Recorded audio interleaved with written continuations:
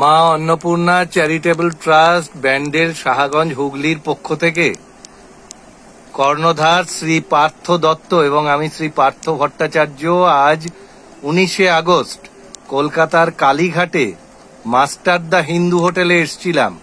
সেখানে খাওয়া দাওয়া করলাম। সেখানে 4 বোনের মেজ বোন চন্দনা ছিল, তাই তো, আর বড় বোন বন্দনা, সেও একইভাবে দুজনে মিলেই হেসেল সামলায় মা বাবাকে নিয়েই। বড় বোন বন্দনার খুব শরীরটা খারাপ, খুব জ্বরে।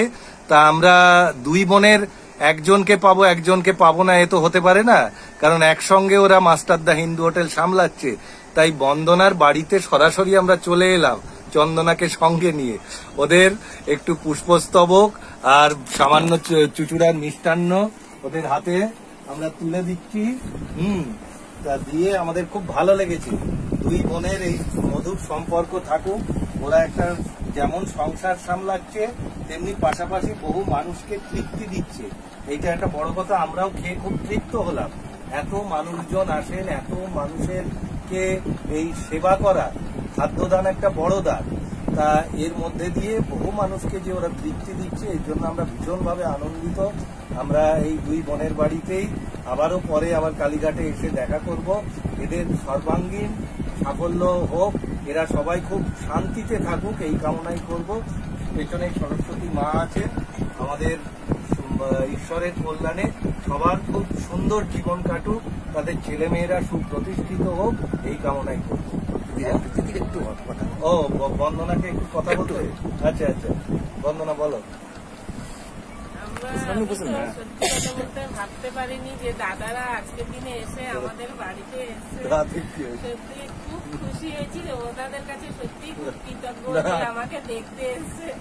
আমার খুব ভালো লাগছে। আমরা মানে ভাবতে পারিনি এরকম একটা মানুষের সঙ্গে আমাদের পরিচয় হবে, যে আমাদের এত ভালোভাবে এত সম্মান পাবো কোনোদিন ভাবিনি। সত্যি কথা যেটা আজকের দিনে। না না, আমরা 2বার চেষ্টা করেছিলাম আসবো বলে, একবার সাই ক্যাম্প থেকে আর একবার অন্য জায়গা থেকে। এত সন্ধে হয়ে গেল যে আর আসার সুযোগ হলো না। বহুদিনের ইচ্ছে ছিল, কিন্তু এসে খুব তৃপ্তি পেলাম আর কি। সবার সঙ্গে এত সুন্দর ঘরোয়া খাওয়া দাওয়া করেছি, আর নিজেদের মধ্যে এত সুন্দর মিলমিশ, এইটা আমাদের খুব ভালো লেগেছে আর কি।